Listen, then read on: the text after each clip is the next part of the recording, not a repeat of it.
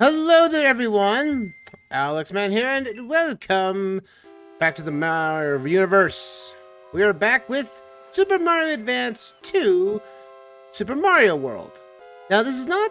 It's technically a revisit from the SNES version, but decided to be its own thing. And with it, we have story in this game. Oh, Mario, you made it. And Princess too. Now you can pay me for you to come here. Mario, you gotta pay... Mario? Mario! Hey, Luigi, I'm going to have fun. I'm going to have this vacation all planned out. I'm gonna fly away. Mario, come back here. You have to pay the rent, don't you know? You have to pay me. I got to this island and made all the reservations. You need to pay up, Mario. Come back here. Oh, he's too far away now. Maybe go back to see what Princess is doing. What? Princess? Mario, the Princess is gone. Luigi, I thought you were looking after her. No, I thought you were. Oh, no. Where did she go? Where did she go? I have no idea. And well, that mystery will unfold itself as we start our new adventure, Super Mario World, Super Mario Advance 2. How's it going, everyone, today? And we're going to start off with this.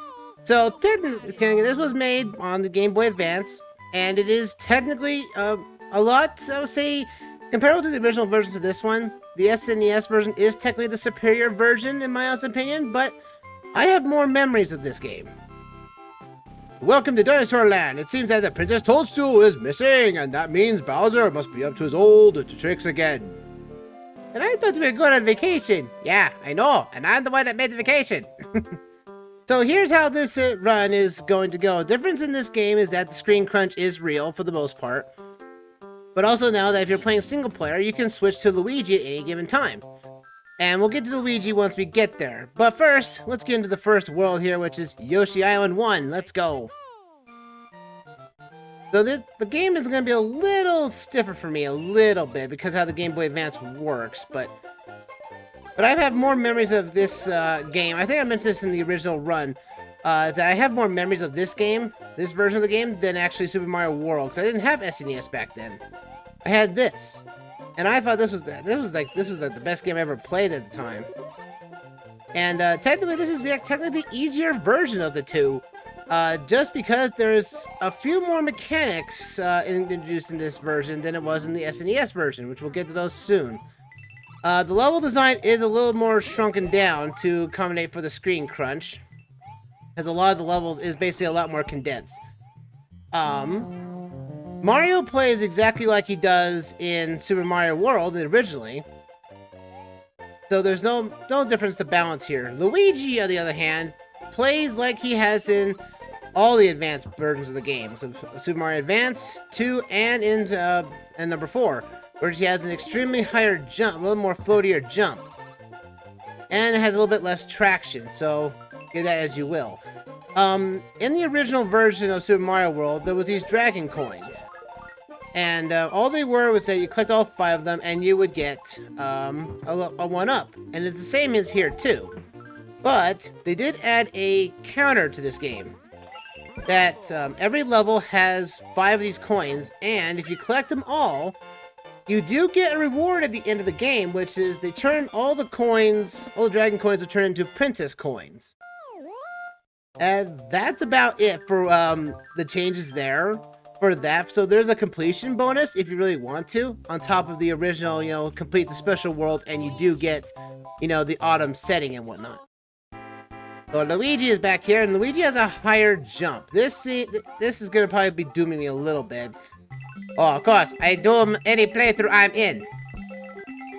How horrid. But again, Luigi has basically his floaty jump from Super Mario Advance, Super Mario 2. Or the original Super Mario Bros. 2 and everything, so bear that as you will. You can basically exploit this to have at least somewhat of an easier time to to tackle some type of an objective that Luigi could easily do that Mario had trouble with. So we have these switch palaces. There's one, I think, in every other world where you basically you quit it and you have solid blocks from where it was, so you can actually explore to find shortcuts around the map, and at least around levels and anything to extend those sort of like unique set pieces. So I'm gonna hit continue here. We'll save when we get to the end of the session, so I can actually know what I'm doing here. Alright, Luigi, you've done your side of things, but now you have to switch back to Mario now. For the most part, folks, I will basically switch between the brothers on every other level. So one level will be... Ow. How dare you! Oh, no! Oh yeah, and the fireball in this game basically turns enemies into coins. So by technicality, you can easily get yourself hurt. But this is also the game that introduced to us our lovable dinosaur Yoshi. Hooray! Thank you very much for saving me! My name is Yoshi. When I went to rescue my friends, Bowser taught me that egg. And apparently Yoshi incorporated the egg into his design, and he uses eggs for everything else. Yoshi is a lot different this time around. In the SNES version, you know, he actually had orange arms. This time, though, they actually fixed his color palette. So he now has green arms down instead of his red one or his brown ones from before. Yoshi, get back here, you! Also, Yoshi's alternate colors that we'll get later on in the game have been gradually, I would say, probably improved in this version, only because the colors are more common now. I'll get to that once we actually able to activate the special Yoshis once we get there. Also, we'll be doing every exit this time around, just like before. So all 96 exits, so that we can get the the final star level and everything. We gotta do what we can to save this world from Bowser, don't you know? No, Yoshi, get back here, you! There you go. But for the most part, though, most of the levels in this game have been unchanged. They're virtually the same. The only, again, as I said before, the real difference is that the height of the levels are shortened to compensate for the screen crunch of the Game Boy Advance. But everything is basically bound the same, and I'm gonna have an enjoyable time. Oop. At the end of every stage, there is this little goal type here. Once you hit it, and if you break the tape, you get bonus stars. You can get these, and if you collect over 100 of them, you get to play a bonus game. How fun, huh? Let's go, Luigi. Off this one, let's go. So, Luigi is... Well, okay, in the original version of the game, you could play as Luigi, but it was really just a green Mario. Literally. It was just a color swap of Mario at the point. This is roughly around the time where Luigi was starting to get his own kind of design. Where, he was lankier, he was taller, and he has a little more, distinct properties of difference between his brother. So, it's kind of nice to know exactly how to distinguish the brothers from now on, which is really nice. Oh, and there we go. Now we got, the shells, the Koopas in this game have elemental powers, depending on which shell you eat. And Yoshi will eventually get those powers later on in the game. It's like an evolved Koopa. You can ride it, you can use at will. Give me that dragon coin. Let's go. Alright. You also have a midway tape. A lot of these midway tapes were actually added to certain levels that didn't have them.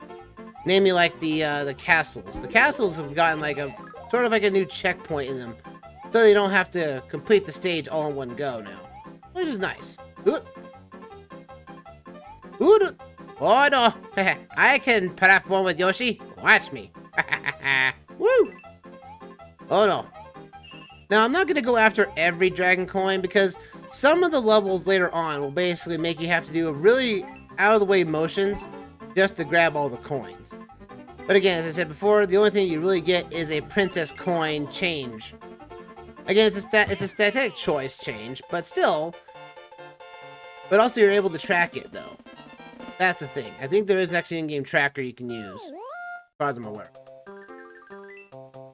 Oh, now Mario gets... Let's go. So Mario comes in here now. Let's go. Oh yeah. Woo! Again, this game has been fun. I love this. I love this version of the game for multiple reasons. Well, namely that the fact that this game can really be broken. It really can, if you know how to play your cards right. This is basically because of like how Yoshi can be, you know, basically anything. Because again, there are 3 colors of Yoshi. You know, there's, well, 3 variants other than his green, which, you know, is his red, his blue, and his yellow form.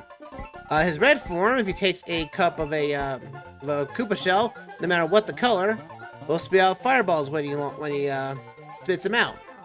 Yoshi with a yellow shell, or yellow color, any shell he grabs will basically, oh no, I did that wrong.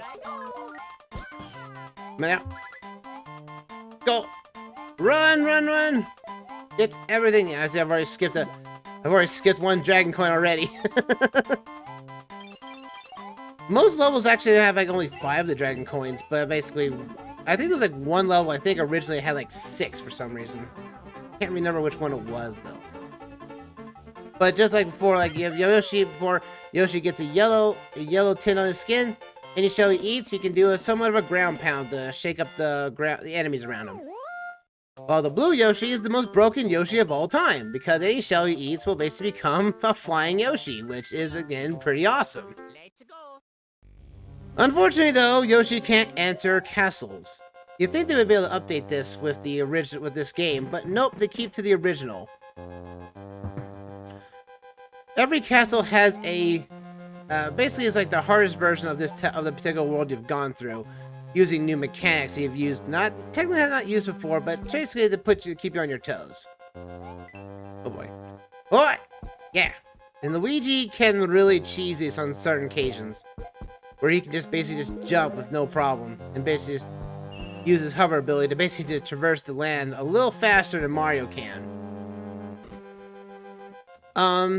And again, if you actually play every level alternating between Mario and Luigi, each brother could actually play exactly 48 levels apiece. So, bear that in mind as you do that type of challenge if you want to go after every exit. Okay, now this is all the Koopalings are all part of here.